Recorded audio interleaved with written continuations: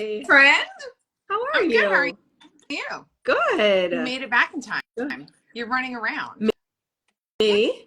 I feel like you have so many amazing things going on. Thank you. Yeah, I've been like basically, like I said in the email, I've been like taken out. I think I had the flu. Oh, So yeah, I know. I still work because I yes. can now work from home. Thank you, COVID. Yeah. Um, but I just feel like jumbled. You don't think it's just perimenopausal brain I fog? think it's that too. It's like a lovely combination of all of I it. feel like I've had what I'm calling flu-rona since November. It's just continued on. Yes. So anyway, Yeah, um, yeah, the brain fog is no yeah. joke. No No, joke. it's real. It's real. Yeah. Well, I thought we could dive in, but before I do you mind if I do a little intro of you? Because you're so Sure, amazing. sure. I'd Okay. love it. Thank Let's you. do it. Um, so we are joined today by the amazing, the wonderful, and the so fascinating, and I feel like we're going to have multiple of these I'd love because to. we're only scratching the surface on this first one. Dr. Amy Robbins, who is a clinical psychologist, and has been in practice for almost 20 years, which is crazy, I but know. I'm these too things young. It's these no things happen. wrinkles. Thank I God know. for IG Yeah, filters.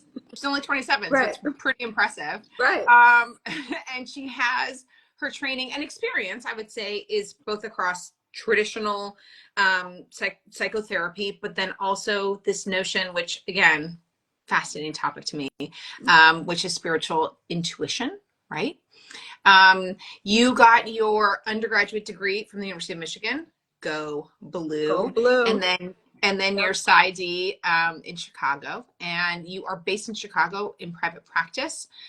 She is also a Hot Pause Health medical advisor, and we're so grateful for the work that she does in partnership with us. And you can find her thoughts and insights on hotpausehealth.com, which today we're going to cover loneliness, which is very interesting. And the other kind of brilliant thing that she is doing is her podcast, which again, we will put all of this into our follow-up information on Dr. Robbins, but she has a podcast called The Life, Death, and the Space Between, which looks at, and I'll botch it, but in a nutshell, the synergies between the psychological and the spiritual and Yep. how they connect and inform one another oftentimes, I feel like. Yeah, you did pretty good. I always say I've changed my tagline a little bit. Life, Yeah. death, consciousness, mediumship, near death experiences, and what it all means. That's like a very concise summary of what you'll get if you listen. Or you should So listen. So again, we're putting this all in the follow-up, but it's a fascinating podcast. So if you like, or not even like, I think if you're interested in that realm, which for those of us, it's just a fascinating topic. But today, in the spirit of January and coming off of the holidays, and I think these winter months are particularly hard, we're going to talk about loneliness.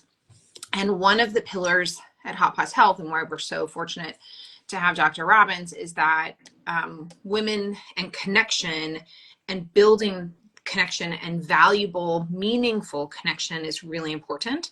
And I feel like the topics that we're going to discuss that you're going to provide illustrious insights on is something that maybe it's midlife, or maybe it's just becoming a mom, or maybe it's becoming, older and having perspective and wisdom. But there's a loneliness part to this, right? And we're seeing it more and more. And there is a loneliness epidemic. And I don't think that many people, or maybe people will know about it, but I think that a lot of people should know about it. And can you talk to us about what is the loneliness epidemic and why is it happening? So, this loneliness epidemic, it's the Surgeon General's warning on loneliness. And Yeah. a lot of it came post-COVID. So obviously we're in an age of increasing connection because we Right. have the ability to connect. I mean, you and I are connecting right now, right? Right. But we're not connecting in the same ways we once Yeah. were. And one of the things that I often say, I say it to my new moms all the time, Yeah. we were meant to be, we were in tribes, right? Like we were in groups of primarily women Right. who were together, who were helping to raise each other's children. Like I always say to my new moms, and I have several right now, which is why it's on my mind in my practice. Yeah. It used to be that you were in bed for like 40 days post baby, and the tribe brought the baby to you for you to nurse and you to rest and you to recover.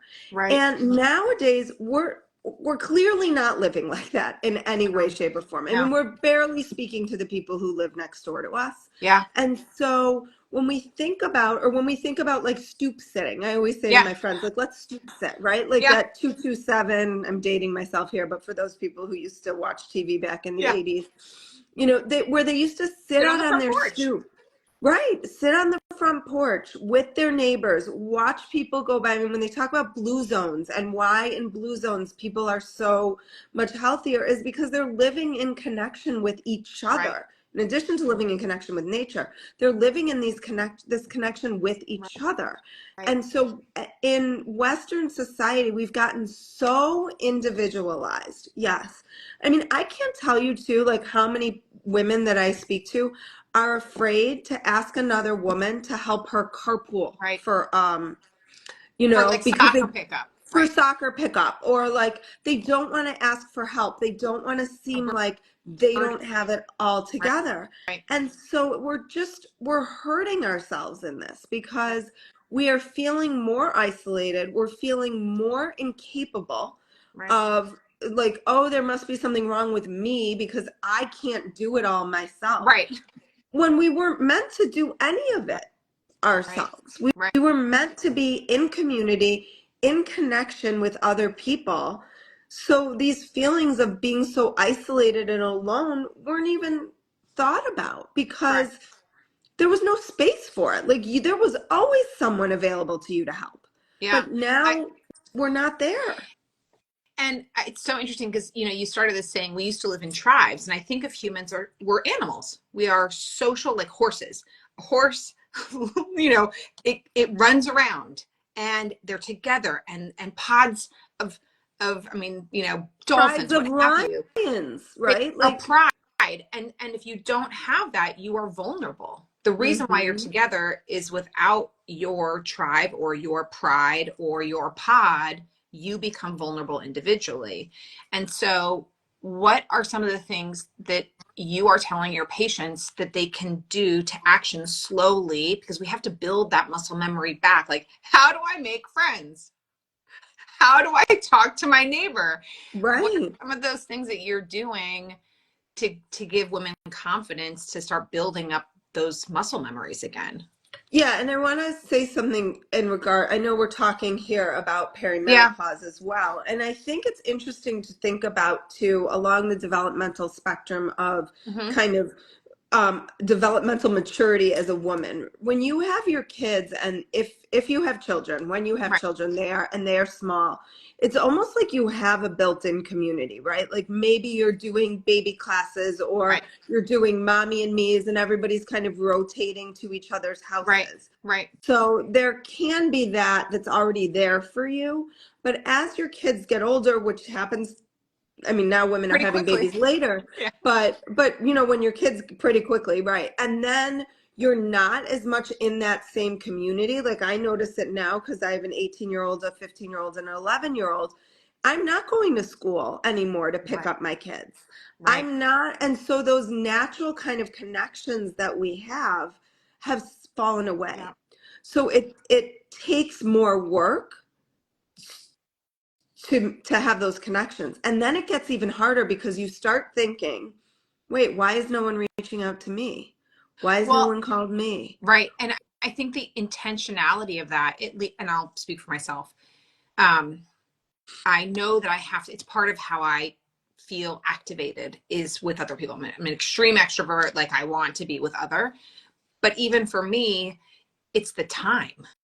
If I want to join PTA or if I want to join the committee for the Halloween parade, I can't, I feel so overwhelmed with the amount of time commitment. And yet I know the importance of that and making it a priority and saying, okay, Melissa, simmer down. It's going to be 1 hour or 2 hours. Right. You can do it. But it's hard. I do think that there's this pressure on women, particularly working women, most Mm-hmm. women, like if you have children, younger children, it is a lot. And it's oftentimes put on the woman to begin to foster and cultivate and nurture those social relationships, right? Mm-hmm. So, But I think, what I feel so blessed by, and why I think part of my lack of loneliness, in addition to having amazing women, is that I work with amazing women. right, And so I hear people's stories all day.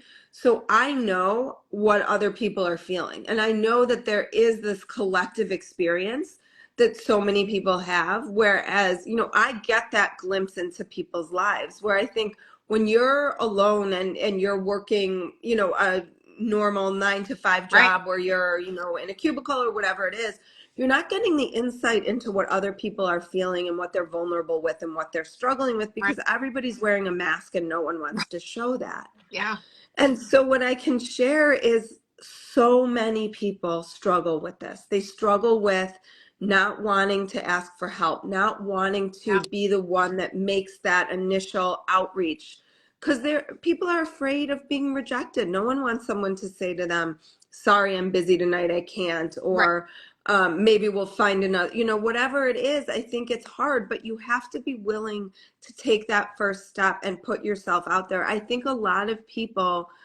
assume that everybody else, and I've been guilty of this too, like everybody else has a million right, friends. They're going out every night, or they're going out once a week, or they have a book club, or they, are lots of people now play cards, or they're playing pickleball, or right, whatever it is, and they have it, and I don't. right, And when you're looking at other people and assuming that they have something you don't, you're in this game of right, comparison and you don't win. But also, that's often not the case. So many people are looking for a connection, are looking for someone to say to them, "Hey, what are you doing? Do you want to meet for drinks tonight?" Or, like, I'm having two girlfriends over tomorrow night. I call it the fireside chat, where, yeah, I mean, it's freezing in Chicago, and we just come in, I make dinner, we light a fire, and we just talk for like right, 4 hours. yeah, And it's just so important. That first step has to be, my mom always says, like, don't stand on ceremony. yeah, Um, be the one that makes that first step. Even if you're thinking, they have a million friends, I don't need to, right, they don't need me. Like, everybody is looking for connection. yeah. And so when you talk to your patients or your tribe, what are the tools that you say to them? Okay, we've identified this. Now you're going to go do it, but how? Like, what are those first steps that you say? Get over yourself, and what are the tools that might help them activate? Well, one, what are you thinking that they're thinking?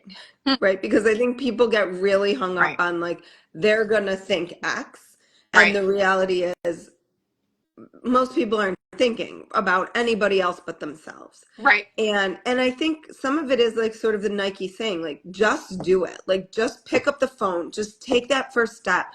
Just share something with someone that is a little bit vulnerable or a lot vulnerable. Like, I right, just think immediately what happens when we're vulnerable with other people is that they often feel like they can be vulnerable too. right. That's a great You have this like instant connection of, oh my God, you're human, I'm human. And right. it just drops the barrier so quickly Yeah, to needing to wear this mask. I mean, right. lots of therapists, I've been doing this long enough now that I feel like I can use my own experiences sometimes in therapy. But, historically in therapy, you're not supposed to say anything about yourself. You're supposed to be very bounded, not Hmm. reveal, not have too much personal revelations, because you don't want the other person to take on your feelings, your experiences, Right, right? It's about them. But what I often find is sometimes when I can join my patient in, like, I totally get that. Like, I'm not just saying I get that, but like, here's how. I happen to have a lot of people right now whose kids are applying to college. I also have a child who's applying to Right. college. So like, I can empathize and have compassion in a different way now. Right. And we can do that with our friends, we can do that with Yeah. acquaintances. There's a real opportunity to join people in their vulnerability if you're willing to be. I'm not saying you should, be spilling like your life's traumas, Right. but right, but there might be an opportunity to say like, yeah, I don't know, it's been a really tough week for Yeah. me, like parenting wise, Yeah. or it's been really hard for me menopause. Yeah. Like my moods have been like I've been, yeah, super irritable. Like Yeah. I have found too, just being able to laugh with my Yeah. friends about some of this stuff, particularly as it relates to menopause, because I'm like, am I like I think I'm crazy. Like I was Well, crazy last week. and I Crazy. think that there's, to your point about shared experiences, that oftentimes, or I started off this way, it was like, I thought that I was losing my mind. I thought that I was truly going off the deep end, which would not be like so hard to believe because, mildly, whatever. But I thought that I was losing my mind. And then as you begin to tell others, and your closest, you start with your closest best friends, and then and then it's like people at Trader Joe's, I'm telling, I'm like, yeah, hot Right. flash moment. Like I have no shame Right. anymore. I have no boundaries. But with that, to your point, there's connection because you're not crazy. And so I think that fundamentally, and I do equivocate it, like you said in the beginning, with motherhood, right? In the beginning, when it's totally unknown, particularly with your first baby, right? Like, Yeah. is this normal? Is the baby normal? Am I normal? You know, Postpartum or feeding or breastfeed, like all of these things where you normally would have been in a tent and a tribe, and you would have had mothers who had done this before to help you along. And we're supposed to do this all by ourselves alone in our bedroom with a baby. And you're like, Right. this is horrible. Um, and I do feel like it's a similar transition with perimenopause. Like you're alone in your house. Your husband's like, what is wrong with you? Your kids are like, your mom, you're crazy, which Right. you are, in fairness to them. Yeah. Um, Yeah. um, And by the way, it's so important to acknowledge that. Like I say to my kids all the time, like when I'm acting not so, and I've been not so a little bit lately, I've said to them, I'm getting my period, and I have two boys. I have a daughter and two boys. And I think it's like as important, if not more important, that they understand what's going on right, here. right, Because right. one day they may have wives and they may have a daughter, and they need to know that this is real. And Yeah, I think when we don't, the saving grace for me, honestly, has been I have a lot of friends who are like a half a generation, like 5 to 10 years older right, than me. So they've kind of been through a lot of it. And I will literally call them and be like, show me the way. Like, right, what is going on here? right, What in God's name is right, happening to me? right. Because like the conversations that are going on in my head, and it's become so cyclical for me. I'm like, it literally will stop like the minute that I get my period. It's like gone. Yeah, And I'm like, mommy's back. oh, crazy, crazy me that was like living up there, creating like all kinds of stories Right. and like literal insanity is now gone. Isn't this lovely? It's amazing. Um, but being able to share it with my friends Yeah. and laugh about it and be vulnerable in that way and have them say, "Oh my God, I have the exact same thing happen, and like I promise you it gets better, and Yeah. here's how it does." And like it's just so it helps. It's you don't feel alone. You're like, "Okay, you've been through this. I'm going through it. People behind me my sisters will go through it, and I'll help Right. them along the Right. way."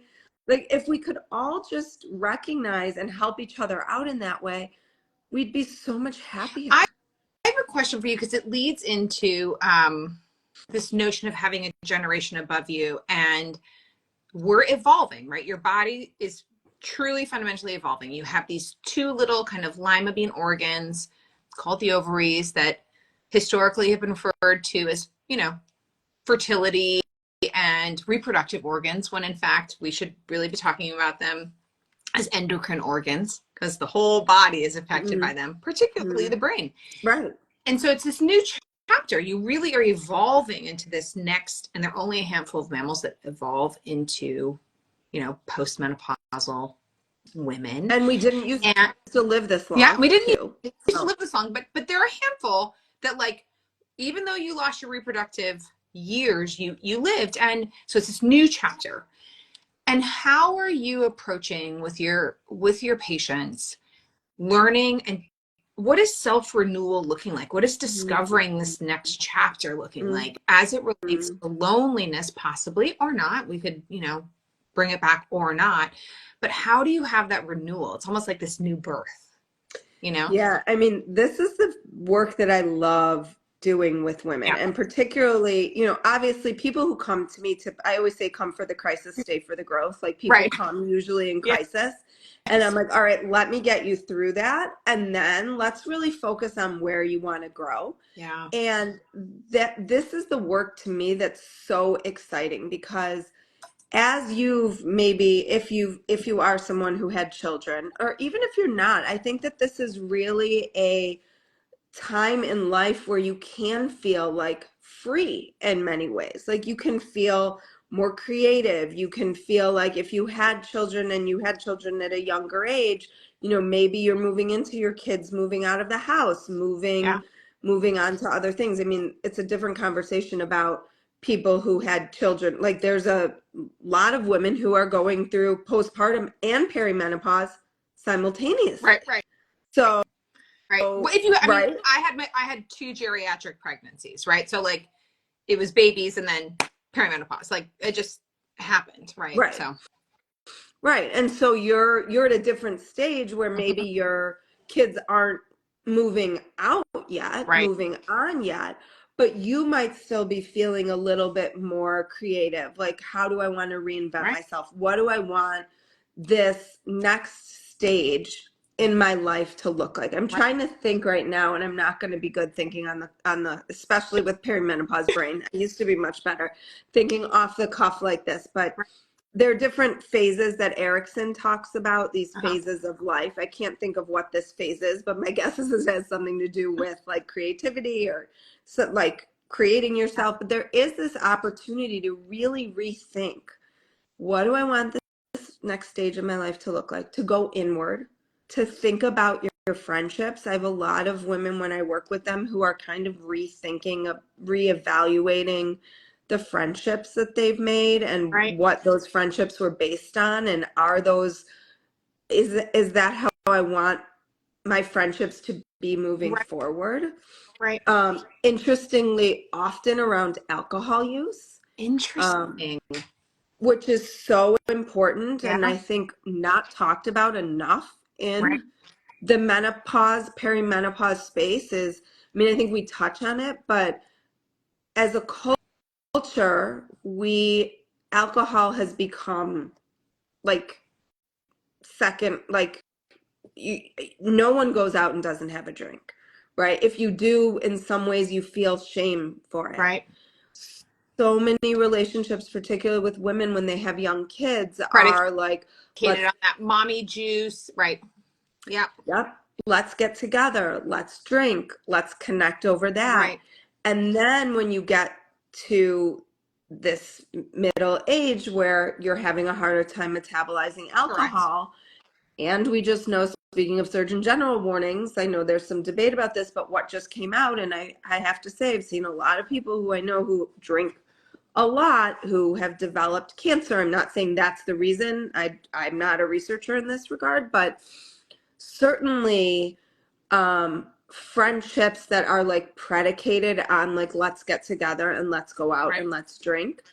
Women struggle because they're like, I still want to maintain these friendships and I don't want other people to feel uncomfortable, but I don't want to drink. And so that can lead to loneliness too, where women Right. are feeling like they need to withdraw a little because they don't want to make other people feel bad Yeah. about their Yeah. drinking, but they don't want to participate in it. And especially if you're in therapy and you're doing work and you're noticing things about yourself, Right. then it can can actually initially make you maybe feel a little bit more lonely because you're like, oh gosh, I'm seeing things about myself and how I was in these relationships that I don't particularly like. And I want to grow. I want to continue growing.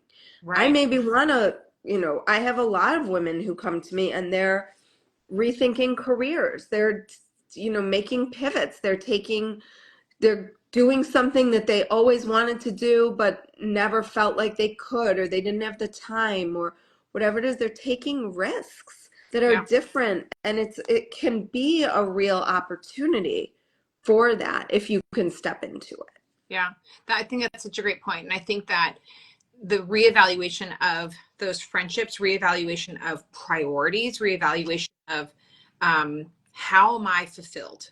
Mhm. What external fulfillment affirmations am I looking at? What internal affirmations am I looking at, right? How do I sense completeness or fullness, or where am I getting those energies? And if it's evolving, that's a hard transition because you're already Mhm. transitioning physiologically, Right, right? right. Um, and I think, I mean, we haven't touched on this yet either, but aging parents, I was just gonna say, yeah, fronting mortality, both yep. theirs, and then realizing that you're next up, right? And I remember my dad going through this when, my grandfather and all of my great great greats all passed away, and there was this real shift of a generation, and it happened quickly, and it was like this moment, and really processing that too is a big deal, and saying, wow, we're here.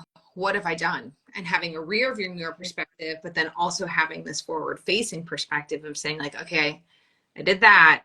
What's this next chapter going to look like? And that's a lot of processing. Well, those are the big existential questions, right? And that's what, to tie in the spirituality, like this is the part again that lights me up, is like this is an opportunity to face death, like I mean, this is what I do. I teach an online course that's all about tapping into your essence. And there's a lot of women, kind of in this middle range. I mean, that's typically who is interested Yeah. in this, who are really reevaluating things. And they're thinking about, how do I want to live? I use this lens of death, of like, not in a scary way, in a really like supportive, um, but profound way of saying, death is coming. We Right. don't know when, we don't know how, we don't know if it's going to be 50 years from now or 5 years from now or 5 minutes from now, Right. but it is coming. And what do you want your life to have looked like when it does? And that can be a really profound, um, like awakening, if you're willing to grapple with it. A lot of people don't want to, they want to avoid it because, death is a hard thing Yeah. to think about. Hard to check. Yeah. But as you talked about, like there's a part of us that has died when we go through perimenopause, when we No, go through it's true. menopause. The little lima beans are gone, Right, right? Like they're there. They're just not working anymore. right, And so, right, and that changes you physiologically. Like every cell is going to have a different relationship because that estrogen, has dissipated. And so right. it does change the way you're thinking because your brain is not getting it. No. And um, so fascinating. So, in terms of this loneliness epidemic and women who are traversing midlife, perimenopause, menopause, what have you, this third, right? This beautiful third that we get to have. Um, what are your top tips to kind of to leave us with, to say, okay, ladies, go do it. If you want to look at loneliness in a different way, here are 3 things you can do. So I think that connecting with others is a big one. So whatever that means to you, finding something, maybe finding a new hobby where you can connect with other people. I keep talking about Pickleball. pickleball I because like that. was like, you're going to say pickleball. I love pickleball. Um, although I have to say some women in pickleball aren't like super nice, but they can be really competitive. But you can always find someone. You Right. can always find someone who you can connect with. And I want to share this story because I think it was like, I was taking a pickleball lesson one day, and this woman walked up and she looked at me. I've never met her before. I've never Yeah. seen her before. And she looked at me and she's like, she's like, I cannot believe what I just did. She's like, I just signed up for my son's, like, to be the room parent for my son's class. And she's like, he is my caboose. She's like, I have 4 kids or 5 kids. I mean, she had a lot of kids. And he's like the last one, and it's not even close. Like, Yeah. he's so far behind the other bunch. And I looked at her and I was like, oh my God. I said, I have the same situation. I have a caboose. That's what I call my little one because he's much younger than my other ones. I'm like, I have a caboose too. And we totally connected in that moment. Like, Right. afterwards, we shared numbers and we were like, let's play again. And so it was like in that moment of her being vulnerable, Right. it allowed me to be vulnerable. It allowed for that connection. So Yeah. pickleball is just the example I give. It could literally be anything. I hosted a retreat this year. We had a woman who came, she knew no one. She just came on this retreat all by herself. She showed up vulnerable, authentic. She was able to, I mean, the whole retreat was the way it was, I think, because of her. Like, Oh, her ability to just show up raw and vulnerable and real allowed everybody to get to deeper. open up. Yeah. And so it's look for those opportunities and listen to yourself. Listen to what's feeling like it's calling you, it's pulling you, and follow that Yeah. intuition. Whether it's, again, if it's a retreat, if it's pickleball, if it's joining an art museum, a film club, Right. start a book club, like start something that interests you and just invite people in and see and make some time, carve some time out Yeah. a little bit. I mean, even my New Year's, I call it my New Year recommitment because I don't love the word Right. resolution, but Right. Right.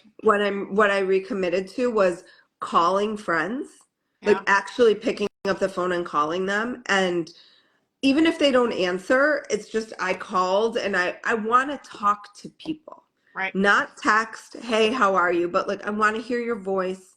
I want to connect with you. I love a good walk and talk. If Yeah. you are, someone who, if the weather's nice, which is not here, but the minute it gets nice, I'm like, even if it's not, bundled up, and I spend my weekend just like connecting randomly with like this person or that person, going for an hour Yeah. walk, fitting it in somewhere in my day to connect to nature, to connect with another person, to move my body, like all of those things you can knock out at once. So, but it is about making it a priority in your Yeah. day. And I am no less, my life is no less full than anybody else's. It's no quieter. Like, I don't love the word busy, but I'm busy like everybody else. And these things are a priority for Yeah. me because I don't like, and I know when I feel alone, I don't like that feeling when I'm No. like, because then my mind just spirals. Yeah. Another thing, and I don't know how you feel about this, but what I have found helpful for me is because I can get overwhelmed quickly, is I've started small, and Yes, of course. I've started close. So literally within 10 blocks of my little house, or whatever it is, 10 by 3 blocks, we have a little community, group. And I said, I'm going to join this. It's within 10 blocks. I can walk. We have meetings at the library. It's intergenerational. So it's like Richard, the president, is 81. And, I'm in my 40s, and it's my neighbor. These are my neighbors. Right. And starting small. They're not moms with me. They're not on PTA with me. They don't have kids my age, but just connecting in this small way with the people who live in my village, right? I mean, Mm-hmm. I can't live in a tent anymore, but just something close in, because then the proximity mattered to me. Meaning, I didn't want to get in my car and drive anywhere. It Mm-hmm. was too much for me to like, I have to drive across town to do this, X, Y, or Z. But just starting small and close felt achievable from creating connection again. And I feel like a lot of that, to your point in the beginning, was really escalated by the pandemic, where people retreated and were told to stay in their house, Mm-hmm. right? And so that reentry can be really challenging.